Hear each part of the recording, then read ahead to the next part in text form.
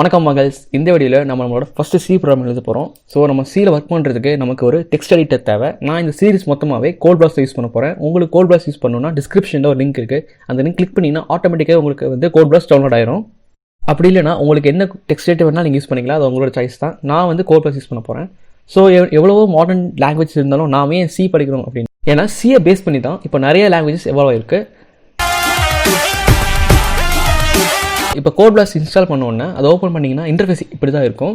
So இப்போ நம்ம first C file create பண்ணணும். அதுக்கு கிரியேட் நியூ ப்ராஜெக்ட் அப்படிங்கிறத கிளிக் பண்ணிக்கோங்க.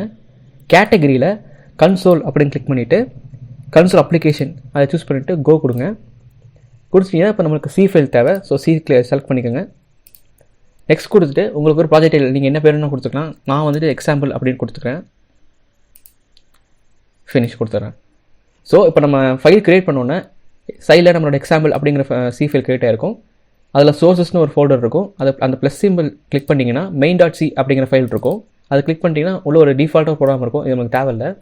ஸோ இப்போது நம்ம என்ன சி ப்ரோக்ராம் எழுதினாலுமே, அது எவ்வளோ பெரிய ப்ரோக்ராமே இருந்தாலுமே, அதுக்கு நமக்கு அவுட்புட் கிடைக்கணும்னா நமக்கு கண்டிப்பாக இந்த include stdio.h அப்படிங்கிற இந்த ஃபைலை நம்ம இன்க்ளூட் பண்ணி ஆகணும். இந்த ஒரு லைன் இல்லாமல் நமக்கு எந்த ஒரு அவுட்புட்டுமே கிடைக்காது. ஸோ நெக்ஸ்ட் நமக்கு ஒரு மெயின் ஃபங்க்ஷன் அப்படிங்கிற தேவை. இதை பற்றி நம்ம ஃபங்க்ஷன்ஸ் வீடியோவில் கிளியராக பார்ப்போம். இப்போ சும்மா ஜஸ்ட் பார்த்துக்கோங்க. வாய்ட் மெயின், இந்த ப்ராக்கெட் பேர் பெராந்தசிஸ் அப்படின்னு சொல்லுவாங்க. இந்த பெராந்தசிஸ்குள்ளே தான் நம்மளோட மொத்த ப்ரோக்ராமே இருக்கும்.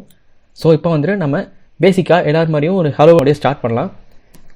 அதுக்கு printfனா இதுக்குள்ளே நம்ம என்ன டைப் பண்ணாலும் அதை அப்படியே பிரிண்ட் பண்ணி printf.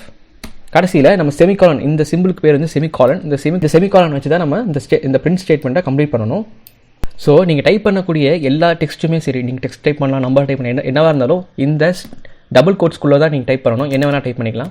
ஸோ நான் ஃபஸ்ட் டைம் பிரிண்ட் பண்ணுறதுனால எல்லாரும் மாதிரி ஹலோவை டைப் பண்ணாமல் வேறு ஏதாச்சும் டிஃப்ரெண்ட்டாக டைப் பண்ணலாம்.